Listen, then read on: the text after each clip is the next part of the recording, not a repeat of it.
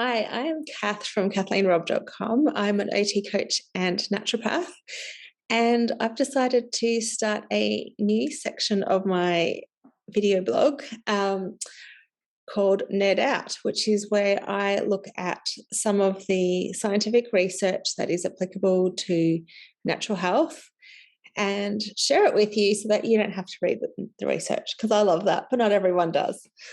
So I hope you enjoy this episode, and I would love to get feedback on it of what kind of research you would like to hear more about, obviously to do with natural health. And let's get started. So the article I read to share with you guys today is by the International Brain Research Organization, and it's a journal called Neuroscience Reports. So it sounds pretty dry, but it was a really good article. It's called Nutritional Therapy Can Reduce the Burden of Depression Management in Low-Income Countries, a Review.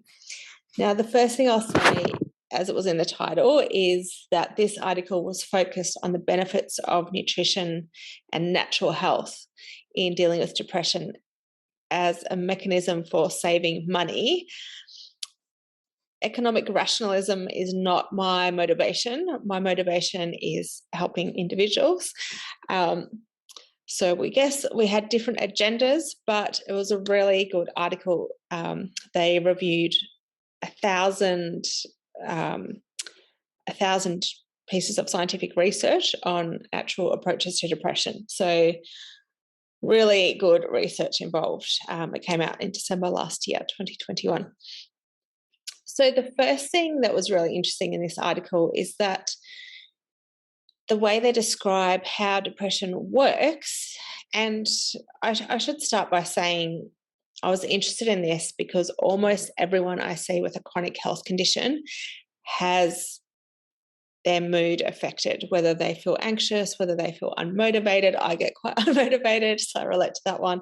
Overwhelmed, stressed, depressed, low mood, flat, teary. So mood, and when I say this, I mean out of proportion to what is the immediate situation. So sometimes it's unresolved traumas and emotional pain, and sometimes also it is part and parcel of the presentation of their health condition. So I find it really interesting how often mood, including depression, comes up for people with chronic health and multiple health conditions, with unwanted weight that they want to release, and other health issues. So I think it's really important that we look at it as holistically as we can and see it as part of the whole picture, not only a psychiatric diagnosis and medication management system. So the one thing in this article that really struck me was how nicely they looked at depression as a whole. So depression is multifactorial. There's a genetic component, there's a hormonal disruption component. It can occur after chronic stress, after trauma, after illness and infections. It can occur after accidents, after strokes, and as a comorbidity with other diseases. So it's clearly more complex than this conversation we've had around depression, in the public community space, of it being a purely chemical changes to the brain, specifically serotonin, treated by serotonin drugs, SSRIs, SNRIs, etc.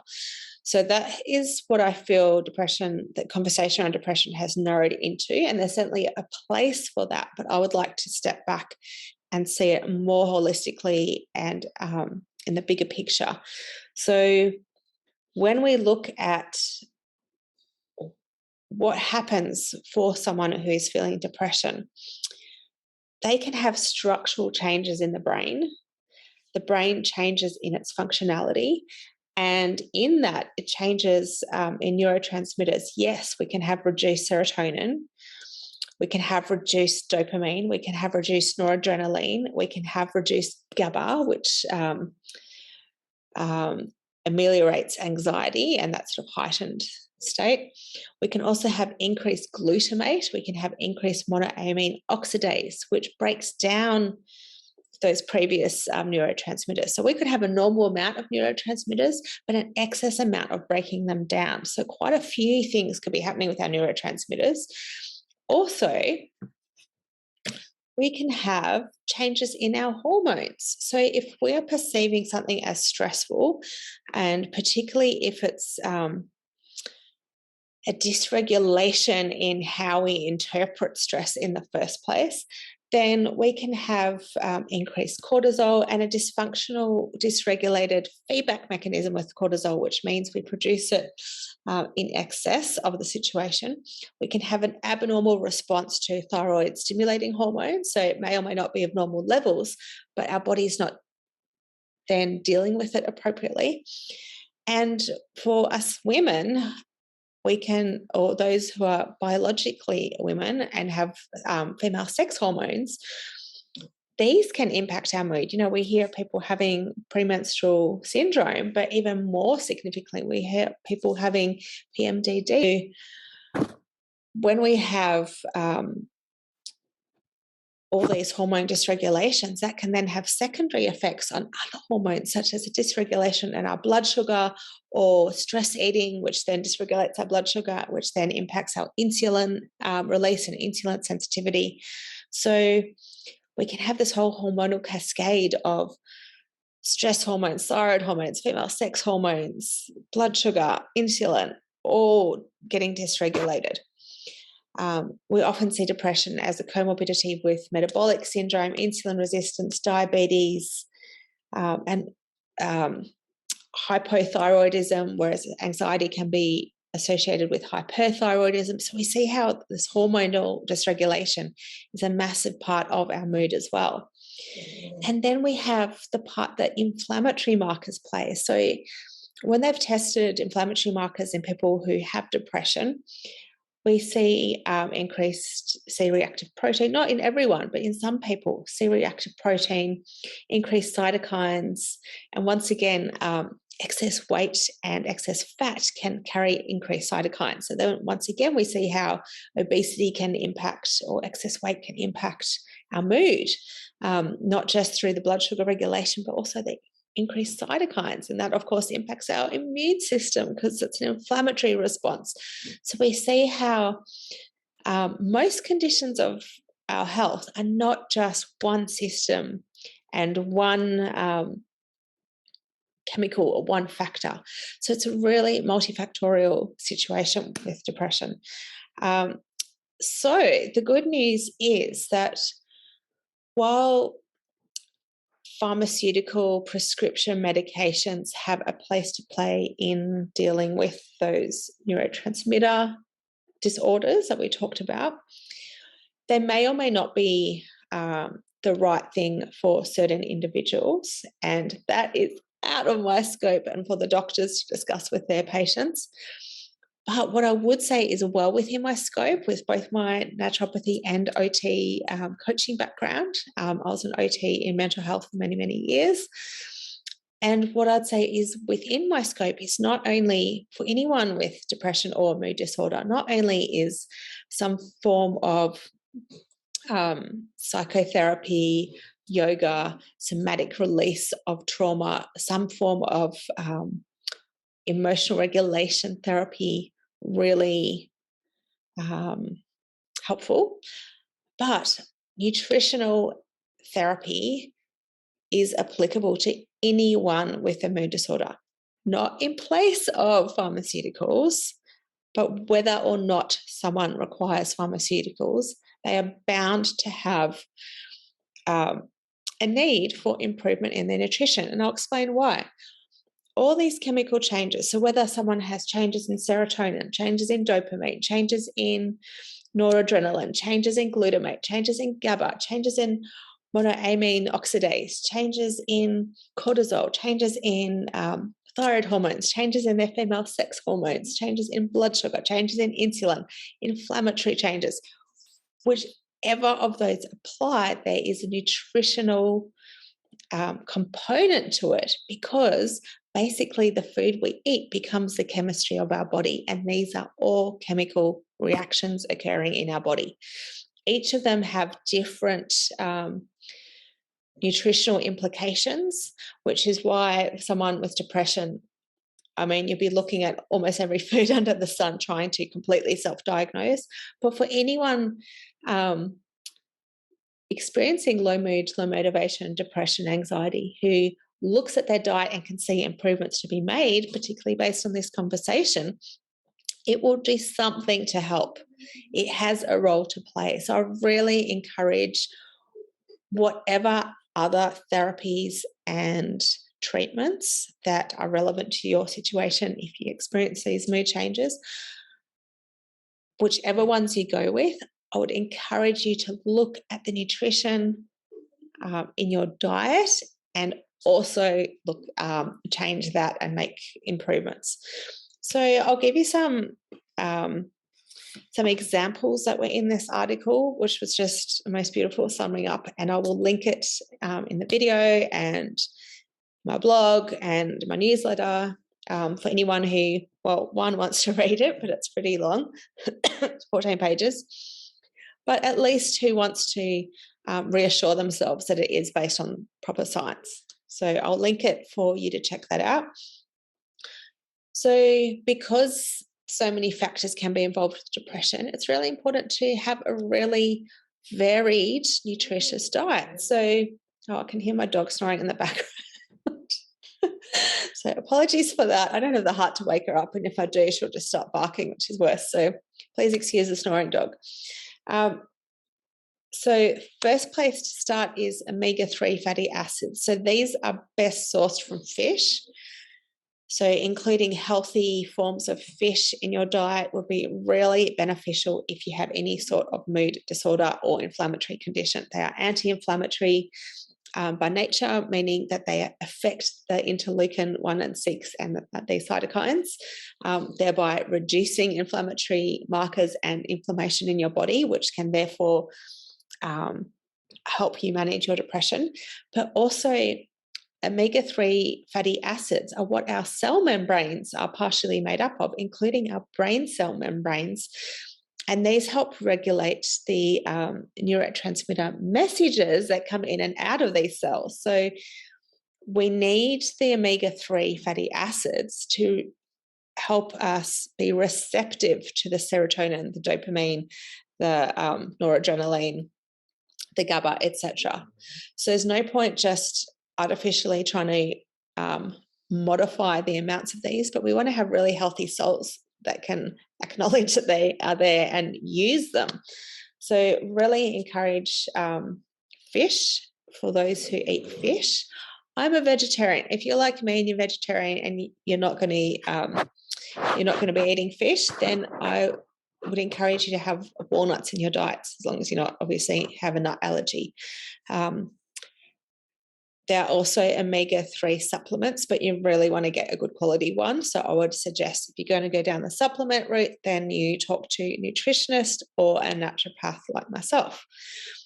So omega-3 fatty acids are really important for our mental health. They're also really important for cognition, memory, and that side of our brain function as well, because of them being part of our brain cells, membranes. We also want really good quality amino acids. So each of those neurotransmitters has different amino acids involved in their production. So for example, we use tryptophan amino acid to make serotonin. So someone with depression may in fact have a tryptophan deficiency, and they're supplementing tryptophan under the guidance of a health professional, or eating foods rich in tryptophan can then improve their production of serotonin and therefore improve their depressive symptoms. So we can see how our food is our medicine and our food is our body chemistry. Likewise, dopamine and noradrenaline rely on tyrosine. So I have a tyrosine supplement. It is the best because dopamine is involved in motivation. So this is where I struggle with my mood. So talk to a health professional who has studied nutrition, such as a nutritionist or a naturopath, about which of these amino acids might be relevant to you. There are many amino acids, 9 essential, 22 in total. So you don't want to go guessing with all of them, because they do also have, anything that we supplement can have positive effects on our moods, but also it comes with some risks, and particularly the risk of interacting with any medication you're on. So you don't want to just self-prescribe this stuff. So certain amino acids, which come from good quality proteins, can affect our ability to make neurotransmitters. So the best quality proteins, sadly for me, being a veggie, are in meat and animal products, but there are proteins in many, many food sources, and I'll be sharing some of that with you in future videos. I don't want to make this one too long. Also, some of the changes in our neurotransmitter chemistry were increasing glutamate, which is the excitation and the anxiety that is balanced out by GABA. So we might have enough GABA calming us down, but too much glutamate for that amount of GABA to handle. Or we may have a right amount of glutamate and not enough GABA, and either of those can increase a more anxiety picture of depression. Now, glutamate is formed from sugars. So sugars and processed foods and refined carbohydrates can very easily be transformed into an excitatory neurotransmitter in the brain, which is not useful if we're trying to manage our mood. So while dysregulated moods can lead us to comfort eat and wanting sugar, the more we can reduce the sugar and the processed foods and the refined carbohydrates from our diet, the more beneficial this will be in managing our mood. And I've had the experience myself where I'm lacking motivation and I rely on that last minute stress to do something, and I'm like feeding myself all the junk food. That's how I got through half of my degree. Not realizing that I was relying on an excitation stress response to compensate for my lack of motivation. Much better to build up your motivation and not need the stress response. Story for another day. So we want to avoid sugars and processed foods and that kind of thing as well. So the take-home message for your diet is including omega-3 fatty acids. So if you can eat fish, eat fish. If you can eat walnuts, eat walnuts. Otherwise, there's many other sources as well. Supplements, you need to be really careful that it's good quality, and you need to discuss it with a health professional. Also, having really good healthy proteins, good grass-fed beef, fish, organic free-range chicken, or turkey, healthy vegetarian proteins, lentils, kidney beans, black beans, all those sorts of things. So we'll go into more foods and probably in the blog and other places, but look at really good proteins and fats, and lots of vegetables, particularly the non-starchy vegetables, to get all the vitamins and minerals, which are cofactors for the fats and the amino acids to support reduction in inflammation, neurotransmitter production, and hormonal balancing.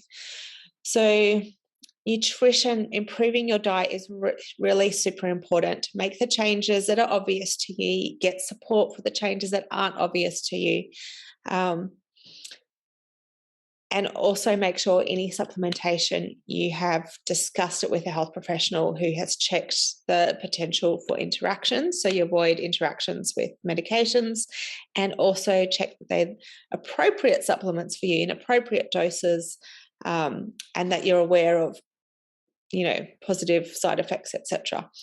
So the main thing I wanted to bring about this article is not really overall to prescribe the diet, although it's good to make some changes, but just to be aware that depression is more than an SSRI deficiency.